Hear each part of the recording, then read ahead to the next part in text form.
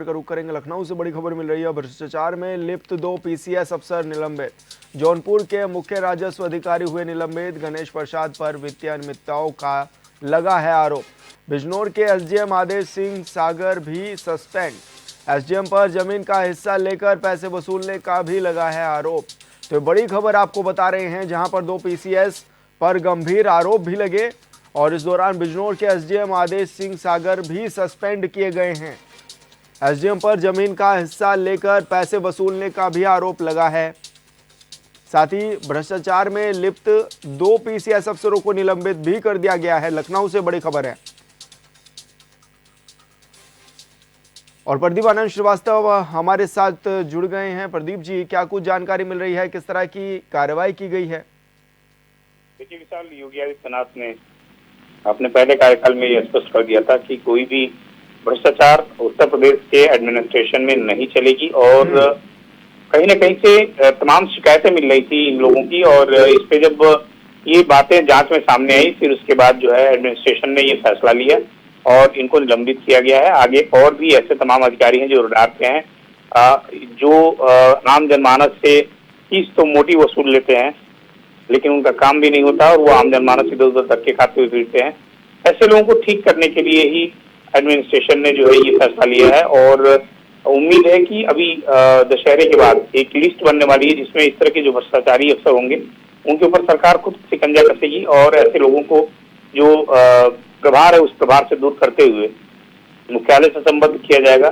नए और आकर्षक युवाओं को उस जगह पर फिर तैनात किया जाएगा ताकि भ्रष्टाचार की जो अनियमितता है उसमें काफी कमी हो और जीरो टॉलरेंस की नीति जो है वो आगे बढ़ सके।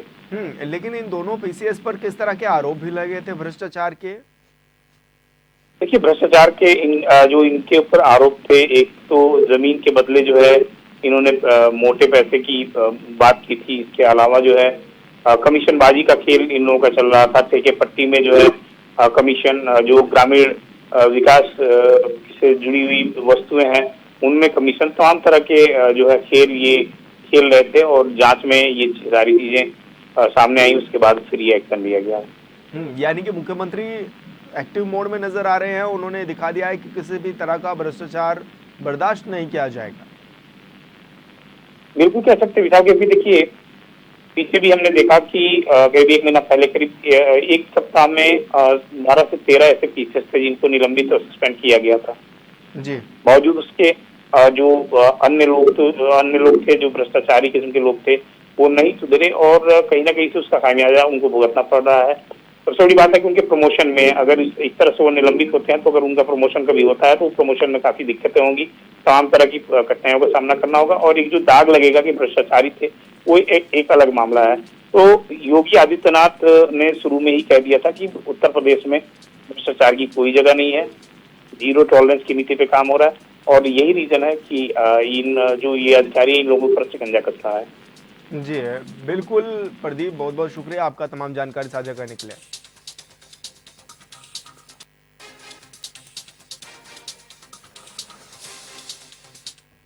और सीधा रुक करेंगे गोरखपुर का, जहां पर मुख्यमंत्री योगी आदित्यनाथ पहुंचे हुए हैं। कन्या पूजन भी कर रहे हैं मुख्यमंत्री योगी आदित्यनाथ। नवरात्रि का आखिरी दिन है आज और गोरखपुर में मुख्यमंत्री योगी आदित्यनाथ मौजूद हैं, जहां पर वो कन्या पूजन भी कर रहे हैं। तो आपको बता दें कि नवरात्र का आखिरी दिन है आज और नवमी और महाअष्टमी एक साथ आज ही के दिन मनाई जा रही है, जहां पर कन्याओं का पूजन भी किया जा रहा है। और ऐसे में उत्तर प्रदेश के मुख्यमंत्री योगी आदित्यनाथ भी 2 दिनों से गोरखपुर दौरे पर हैं और आज उन्होंने कन्या पूजन किया है। गोरखनाथ मंदिर में वो मौजूद हैं, जहां पर बच्चियों को उन्होंने दुपट्टा पहनाया और माता की चुनरी पहनाकर उनके चरण स्पर्श करके आशीर्वाद भी प्राप्त किया और साथ ही उनको भोजन भी कराया है। आशीर्वाद भी लेते हुए नजर आ रहे हैं, बच्चों से बातचीत भी कर रहे हैं और उनके पैर भी धुलाते हुए नजर आ रहे हैं मुख्यमंत्री योगी आदित्यनाथ। आज कन्या पूजन कर रहे हैं, तिलक लगा रहे हैं बच्चियों को और इस दौरान आशीर्वाद भी प्राप्त कर रहे हैं। माता का रूप कहा जाता है छोटे बच्चियों को और आज ही के दिन कन्या पूजन भी किया जाता है। महाअष्टमी और महानवमी का आज दिन है और आज कन्या पूजन भी कराया जा रहा है। साधु संत भी मुख्यमंत्री योगी आदित्यनाथ के साथ मौजूद भी दिखाई दे रहे हैं। तो गोरखपुर में ये विशेष कार्यक्रम किया गया है।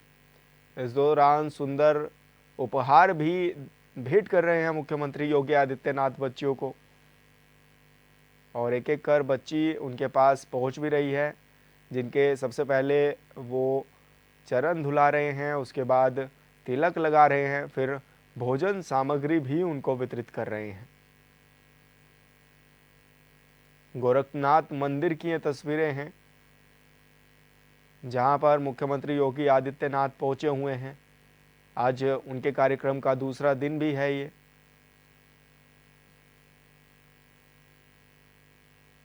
और इस दौरान मुख्यमंत्री योगी आदित्यनाथ गोरखनाथ मंदिर में आज कन्या पूजन कर रहे हैं, बच्चियों को माला पहना रहे हैं, माता का चोला भी उनको पहनाया जा रहा है और साथ ही उनको उपहार भी दिए जा रहे हैं, भोजन उनको कराया जा रहा है।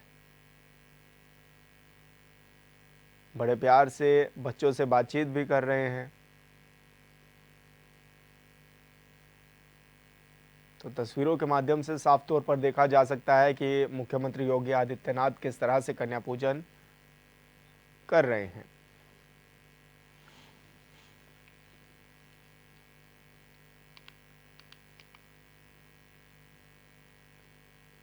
और लखनऊ से बड़ी खबर, अखिलेश यादव के घर के बाहर बैरिकेडिंग का मामला। सपा महासचिव शिवपाल यादव ने किया पोस्ट, बीजेपी सरकार पर बोला हमला। सत्ता के मन में चूर है बीजेपी, शिवपाल ने ये बयान दिया है। बीजेपी करना चाहती है लोकतंत्र की बैरिकेडिंग, सत्ता का तंत्र कभी लोक के तंत्र पर नहीं हो सकता है भारी। अतीत से सबक लीजिए सरकार, शिवपाल यादव ने ये कह दिया है और लोकतंत्र में तानाशाही लंबी नहीं चलती है। तो बड़ी खबर आपको बता रहे हैं जहां पर शिवपाल यादव ने बयानबाजी भी की है और इस दौरान बीजेपी पर कई तरह के आरोप भी लगाए हैं। उन्होंने कहा है कि सत्ता का तंत्र कभी लोकतंत्र पर हावी नहीं हो सकता है, अतीत से सबक लीजिए सरकार। तो बड़ी खबर आपको बता रहे हैं जहां पर शिवपाल ने कहा है कि लोकतंत्र में तानाशाही लंबे समय तक नहीं चलती है। लखनऊ से बड़ी खबर है जहां पर अखिलेश यादव के घर के बाहर बैरिकेडिंग की गई थी और जिसके बाद सपा महासचिव शिवपाल यादव ने यह पोस्ट भी कर दिया है।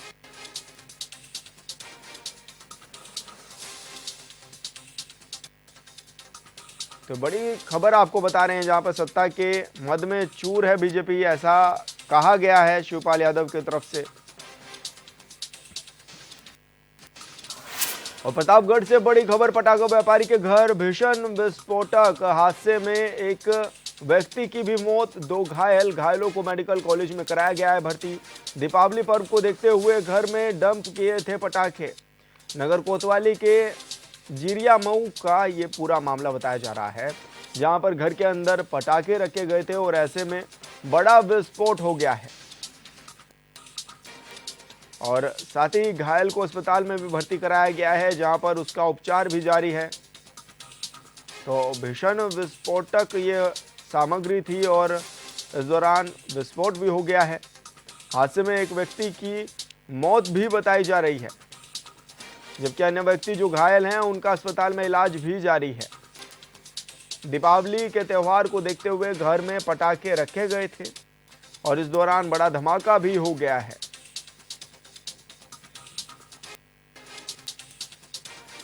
नारायण में पटाखों में आज विस्फोट की घटना हुई है जिसमें मुख्तार अहमद जो है उनकी मृत्यु हो गई है और उनकी बेटी और उनकी बहू दोनों घायल हुई हैं।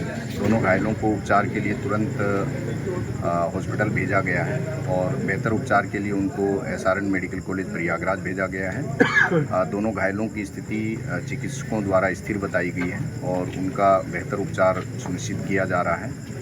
और बाकी ये जो इसके अंदर जो गैरकानूनी अगर कोई गतिविधि है पटाखों के भंडारण से संबंधित, उसके संबंध में जांच की जा रही है। जांच के उपरांत आगे की कार्रवाई की जाएगी। और संवाददाता ज्ञानेंद्र मिश्रा हमारे साथ फोन लाइन पर जुड़ गए हैं। ज्ञानेंद्र, क्या कुछ ये पूरा मामला था, किस तरह का बड़ा विस्फोट भी हुआ है और अभी क्या अपडेट मिल पा रहा है? ज्ञानेंद्र, आपको आवाज मिल पा रही है? बिल्कुल विशाल, आवाज आ रही मेरी? जी ज्ञानेंद्र जी, किस तरह की ये बड़ी घटना भी हो गई है, अभी क्या कुछ अपडेट मिल पा रहा है? देखिए विशाल, आपको पूरा मामला बता दें। पूरा मामला प्रतापगढ़ के नगर कोतवाली के जिरिया मऊ गांव का मामला बताया जा रहा है। यहाँ पे कल देर रात तकरीबन 10 से के आसपास जो है एक घर था। घर में जो है विस्फोटक पदार्थ रखे गए थे और वहाँ पे उसका कार्य भी चल रहा था। जैसे कि आपको बता दें कि काफी बड़ी मात्रा में वहाँ पे पटाखे रखे गए थे और साथ साथ बारूद भी रखे गए थे। और वहाँ पे एक तरीके से मिनी फैक्ट्री भी चलाई जा रही थी और ये जो बनाने वाला आदमी था उसी का निजी निवास था। वहां से 400 मीटर की दूरी पे इसका एक गोदाम था जहां पे इसने और भी भारी मात्रा पे जो है पटाखे रखे हुए थे। फिलहाल वहां तो कोई क्षतिग्रस्त नहीं हुई, लेकिन ये जो पटाखे जहां रखे गए थे कल की डेट में जहां विस्फोट हुआ, ये इसका निजी निवास। यहाँ पे 2 महिलाएं एक पुरुष जो कि घायल हुए हैं। और विस्फोट की जानकारी अगर आपको हम बताएं तो तकरीबन 4 किलोमीटर की रेंज तक इस विस्फोट की आवाज सुनाई दी है, तकरीबन 1.5 किलोमीटर की।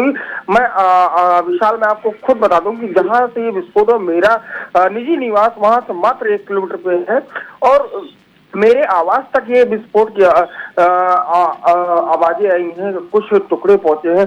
क्रॉसिंग तक जो है तकरीबन लोग बता रहे हैं कि आधा किलोमीटर से 800 मीटर की रेंज तक जो है केवल ईंट के टुकड़े पहुंचे हैं। तो ये आप अंदाजा लगा सकते हैं कि किस हिसाब से जो है ये विस्फोट हुआ है। एक जो आदमी था जो जिसके घर यह विस्फोट हुआ था, उसकी बॉडी जो है घर से तकरीबन बताया जा रहा है 200 मीटर की दूरी पे मिली थी और जो लेडीजें थी वो नीचे थी, तो वो फिलहाल दब गई थी।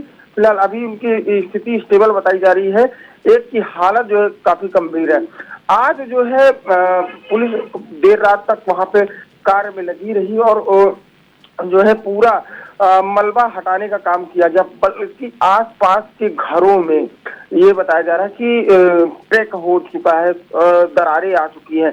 बगल ही एक आवास था, उसमें दरारें आ चुकी है। मैं कल रात में एसडीएम से बात कर रहा था और प्रतापगढ़ के एसपी भी वहां मौजूद थे, तो उनसे भी मैंने पूछने का प्रयास किया। तो उन्होंने कहा है कि देखिए कार्रवाई तो होगी क्योंकि इसकी फैक्ट्री का लाइसेंस है, ना कि घर पे रखने का लाइसेंस है। और जिस हिसाब से इसने कृत कार्य किया है, फिलहाल इसके ऊपर कठोरतम से कठोरतम इसका लाइसेंस रद्द किया जाएगा। इसके जितने सारे माल हैं वो सारे जब्त किए जाएंगे, उसको नष्ट किए जाएंगे।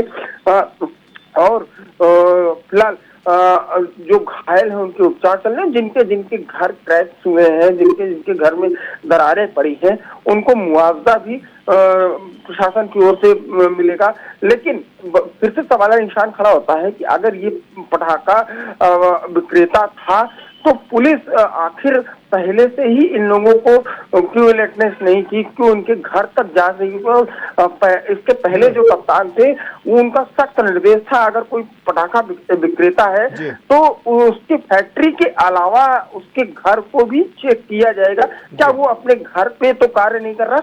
यही केवल एक छोटी सी जो है कड़ी जो है पुलिस से चूकी और आज इतना बड़ा विस्फोट हुआ। इससे पहले भी 2 बार जो है एक बार शहर के बीचों बीच में आज सन 2016 में जो है विस्फोट हुआ था।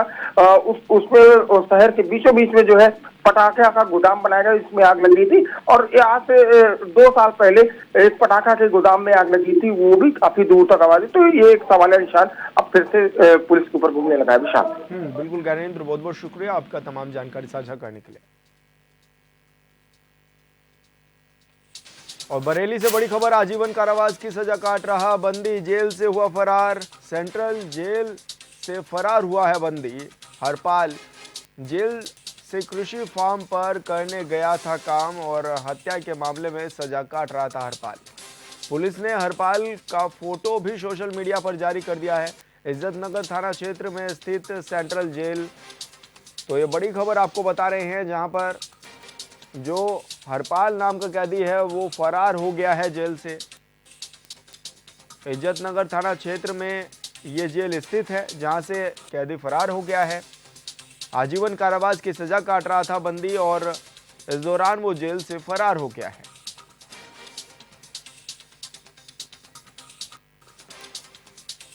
और संवाददाता दीपक कुमार हमारे साथ फोन लाइन पर जुड़ गए हैं। दीपक, क्या कुछ जानकारी मिल रही है? कहां कैदी फरार हो गया? अभी किस तरह की तलाश में जुटी हुई है पुलिस?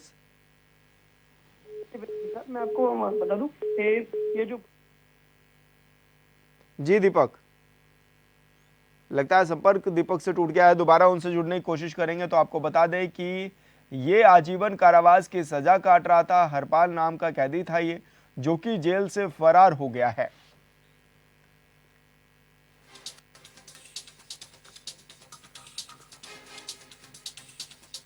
मुरादाबाद में सपा सांसद जियाउर रहमान बर्क ने रतन टाटा को भारत रत्न देने की मांग दोहराई है। उनका कहना है कि ऐसे और लोगों को भी भारत रत्न मिलना चाहिए। वहीं सीएम योगी के बटोगे तो कटोगे वाले बयान पर सपा सांसद ने कहा है कि इस तरह के व्यक्ति को प्रदेश का मुख्यमंत्री रहने का कोई मतलब नहीं बनता है, जो इस तरह का भाषा का इस्तेमाल करते हों। उन्होंने कहा है कि सर्वोच्च न्यायालय को इस पर ध्यान देना चाहिए कि प्रदेश के मुख्यमंत्री की भाषा ऐसी होगी तो यहाँ पर मुस्लिम समाज है, वो अपने आप को सुरक्षित कैसे महसूस करेंगे। मुझे अफसोस है कि इस टाइप की घटनाएं भी होने की उम्मीद भी नहीं की जा सकती थी, लेकिन जिस तरह के हालात पैदा किए गए, लग ही नहीं रहा था कि चुनाव हो रहा है कि ऐसा था कि एक तरफा सिर्फ और सिर्फ अपनी मनमर्जी के मुताबिक हिटलरशाही तानाशाही के तहत लोगों के नॉमिनेशन जमा नहीं होने दिए। अगर किसी ने किया तो उसके साथ में ज्यादती की गई, हड़काया गया, उसके फॉर्म को फाड़ दिया गया। तो मैं तो ये कहता हूँ कि अगर इसी तरह से कानून को इनको चलाना है तो फिर क्या ज़रूरत है इनको इस टाइप का ये चीज़ चुनाव कराने की? पहले डिक्लेयर कर दे करें। अब मैं चुनाव मांग करता हूँ कि चुनाव आयोग अपनी जो निष्पक्षता है उसके ऊपर जो लगातार उंगली उठती जा रही है और भी दूसरे चुनाव को लेकर करके इसमें सख्त कड़ा कदम उठाए। लखीमपुर खीरी में बीजेपी विधायक योगेश वर्मा की पिटाई के मामले पर बीजेपी विधायक ने नाराजगी जताई है। बता दें कि धोरहरा सीट से बीजेपी विधायक विनोद शंकर अवस्थी ने कहा है कि हम सब लामबंद हो गए हैं, इस मामले में सख्त कार्रवाई होनी चाहिए। वहीं योगी सरकार के आबकारी मंत्री नितिन अग्रवाल का भी कहना है कि यह घटना दुर्भाग्यपूर्ण और गलत है। कुछ हुआ दुर्भाग्यपूर्ण है और इसके लिए पार्टी संज्ञान ले रही है और जो होगा ठीक ही होगा। होगी नहीं होगी कार्रवाई होगी जिसने पीटा है विधायक जी को। आप क्या मांग करते हैं? क्या मांग हम सब लोग कार्रवाई की मांग करते हैं। किस टाइप की कार्रवाई चाहते हैं आप लोग? एक विधायक के साथ मारपीट हुई सरेआम सर, गलत हुआ। सब लोग कहते हैं पूरे उत्तर प्रदेश में हर जगह एक साथ है आप लोग, लेकिन हम सब लोग एक साथ हैं। आज अकेले नहीं है, तो ये माना जाए सब लोग लामबंद हो गए हैं कार्रवाई कराने के लिए। बिल्कुल सब लामबंद है। रायबरेली में आगामी त्योहारों को देखते हुए पुलिस और प्रशासन पूरी तरह से मुस्तैद है। इसी कड़ी में आज डीएम और एसपी समेत जिले के तमाम अधिकारियों ने सुपरमार्केट समेत घंटाघर और कैंपरगंज के मुख्य बाजारों में फ्लैग मार्च निकाला है। फ्लैग मार्च किए जाने का मकसद बताते हुए एसपी ने बताया है कि त्योहारों पर आम जनमानस के मन में सुरक्षा की भावना उत्पन्न करने की दृष्टि से मुस्तैदी की गई।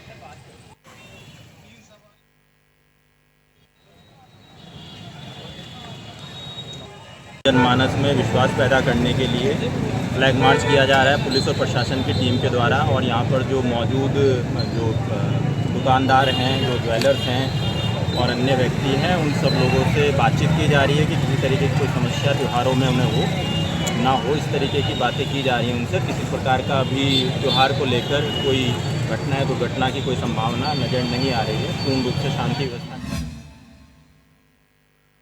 नोएडा की साइबर क्राइम पुलिस ने एक पीड़ित को डिजिटल अरेस्ट कर 52,50,000 रुपए की ठगी करने वाले आरोपी को गिरफ्तार कर लिया है। आरोपी से पूछताछ में बताया है कि उसने पीड़ित को स्काई ऐप डाउनलोड कराकर वीडियो कॉल पर डिजिटल कस्टडी में लिया था और पीड़ित से आरबीआई की जांच के नाम पर पैसे एक फर्जी बैंक खाते में जमा करवाए थे, जिसके बाद आरोपी के खाते में पीड़ित के 2 लाख रुपए आए थे। वहीं साइबर क्राइम पुलिस ने कार्रवाई करते हुए आरोपी के खाते से 2,59,000 रुपए फ्रीज करवाए। साथ ही आरोपी को हाथरस से गिरफ्तार भी कर लिया। बताया गया है कि आरोपी के खिलाफ एनसीआरबी पोर्टल पर 28 अलग अलग थानों में शिकायत दर्ज है। अगस्त में एक निजी बैंक के कर्मचारी के साथ डिजिटल अरेस्ट की कार्रवाई करते हुए अपराध किया गया था। प्रकरण पुलिस के संज्ञान में आते ही इसमें अभियोग पंजीकृत किया गया तथा साइबर फ्रॉडस्टर्स के अकाउंट को फ्रीज कर दिया गया है। प्रकरण में फ्रीज किए गए रुपए को कोर्ट के माध्यम से रिलीज करवाने की कार्रवाई जारी है। इस प्रकरण में एक अभियुक्त की गिरफ्तारी साइबर क्राइम पुलिस स्टेशन की टीम द्वारा हाथरस से की गई है तथा सह अभियुक्तों के खिलाफ विवेचना प्रचलित है तथा उनकी गिरफ्तारी की कार्रवाई जारी है। इन दिनों बलिया सदर तहसील अंतर्गत पूर्ति निरीक्षण रत्नेश मिश्र चर्चाओं में है। एक सप्लाई इंस्पेक्टर को लेकर प्रधानों में दो फाड़ हो गया है, जिसमें से कुछ पक्ष में तो कुछ विरोध में उतर आए हैं। दर्जनों ग्राम प्रधानों ने डीएम को पत्र देकर सप्लाई इंस्पेक्टर पर लगाए गए आरोपों को बेबुनियाद और निराधार बताया है। दरअसल बीते 9 अक्टूबर को दुबहड़ ब्लॉक के दर्जनों ग्राम प्रधान ने डीएम समेत सीएम योगी को शिकायती पत्र देकर कोटेदारों से अवैध वसूली का आरोप लगाया था, जिसका खंडन करते हुए बेलहरी ब्लॉक के ग्राम प्रधान सप्लाई इंस्पेक्टर के पक्ष में उतर गए हैं। उन्होंने पूर्ति निरीक्षण के खिलाफ दिए गए शिकायती पत्र को फर्जी बताया है।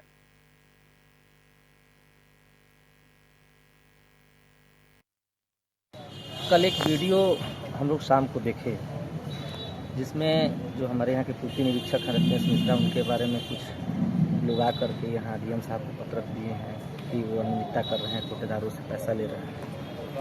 तो हम उनके बारे में यही कहेंगे कि हम भी प्रधान हैं, वो सीएम के विचार नहीं है, अधिकारी कर्मचारी हैं। जब से हम लोग प्रधान हैं, वो यहाँ ऑफिस में है, तहसील में है, 4-6 घंटे काम करने वाला व्यक्ति, जिससे प्रधान भी संतुष्ट हैं, कोटेदार भी संतुष्ट हैं, आम लोग आमजन संतुष्ट हैं। वैसे व्यक्ति पर इस तरह का निराधार आरोप, बेबुनियाद आरोप लगाना उचित नहीं है। लोग जिलाधिकारी महोदय के पास आए थे, हम और हमारे सभी प्रधान साथी विकासखंड बेलहरी के, हमारे सदर तहसील के पूर्ति निरीक्षक मिश्रा जी, रत्नेश मिश्रा जी के विरुद्ध कुछ लोगों द्वारा, कुछ चंद लोगों द्वारा शिकायत किया गया है, अनावश्यक शिकायत की गई है, जिसके संदर्भ में, जिसके परिप्रेक्ष्य में हम लोग सारे साथी आए हुए हैं।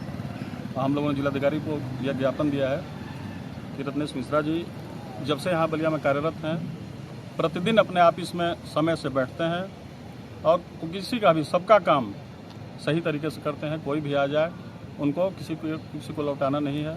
हर व्यक्ति का, हर लोगों का सुचारू रूप से काम करते हैं, चाहे वो पात्र गृहस्थी राशन कार्ड चढ़ाने की बात हो, चाहे किसी भी तरीके की बात हो। जी सर, हमारे स्टाफ, हमारे विभाग पर ये आरोप लगाया गया है, ये हमारे जो माननीय प्रधान जी अनिल तिवारी जी हैं, वो अपने व्यक्तिगत माइटर को लेकर सर हमारे स्टाफ को बदनाम कर रहे हैं और बदनाम करने की कोशिश भी कर रहे हैं। सर वो हमारे गांव में दुकान के लिए चयनित अनुसूचित जात था सर, आरक्षण शासन में, और वो अपने खुद के अपने भाई के वाइफ को दुकान कराना चाहते थे और इसी को लेकर विवाद हुआ और हमारे स्टाफ में आकर झगड़ा भी किए वो। सर हम दुकान के लिए हम उनके यहाँ बोले कि सर अनुसूचित हम हैं, दुकान भी चलाए हैं, दुकान निरस्त हो गई है सर। उसके लिए फिर से यहाँ से जो गया लेटर दुकान चयनित करने के लिए अनुसूचित में, सर हम बोले कि प्रधान जी, हम उनको बड़े पापा बोलते थे, और बोले कि प्रधान जी ऐसे कि लेटर आया है, इसको कर दिया जाए।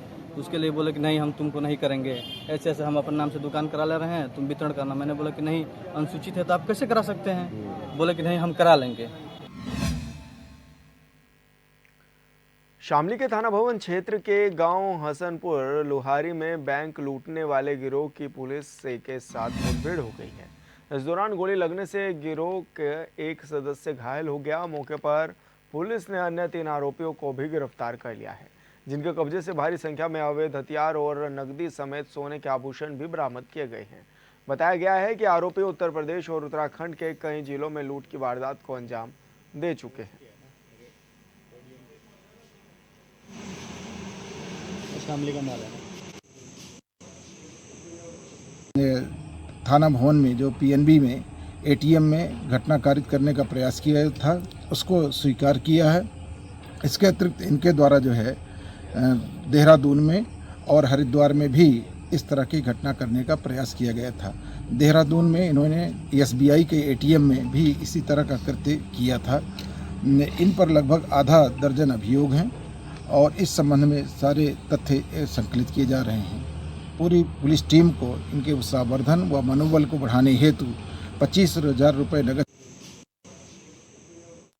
वाले गिरोह का पर्दाफाश कर दिया है शामली पुलिस ने और पुलिस गिरोह के बीच में मुठभेड़ भी हुई है। इस दौरान एक आरोपी के पैर में भी गोली लगी है, जिसके बाद एक आरोपी घायल भी हो गया और हालांकि मौके से 3 बदमाशों को पुलिस ने गिरफ्तार भी कर लिया है। तो शामली से खबर है जहां पर एक आरोपी के पैर में गोली लगी है। कब्जे से काफ़ी नकदी भी बरामद की गई है। बैंक लूटने का भी काम इन आरोपियों ने किया था और ये भी बताया जा रहा है कि उत्तर प्रदेश और उत्तराखंड के कई हिस्सों में ये लूट की घटना को अंजाम दे चुके हैं। और सीधा रुख गोरखपुर का करेंगे जहां पर CM योगी आदित्यनाथ संबोधित कर रहे हैं। वह समाज स्वयं ही समर्थ और शक्तिमान होता है। स्वाभाविक रूप से यही मान्यता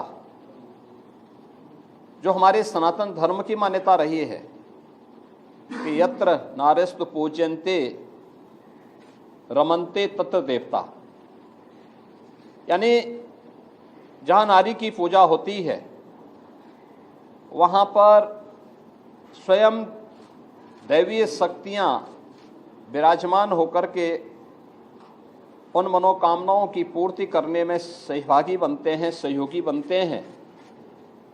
और ये हम सब के लिए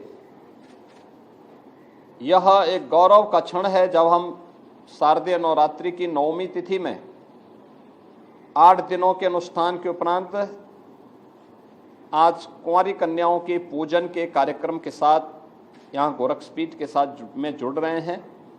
यहाँ की एक आदि परंपरा है। सैकड़ों की संख्या में बच्चे आए हैं। उनका यहाँ पर अभी पूजन का कार्यक्रम संपन्न हुआ है। अब इसके बाद उनका भंडारा का कार्यक्रम यहाँ पर आयोजित हो रहा है। शारदीय नवरात्रि की 9 तिथियों में शक्ति की अधिष्ठात्री देवी की पूजन के उपरांत कल विजयादशमी का पावन पर्व भी है। विजयादशमी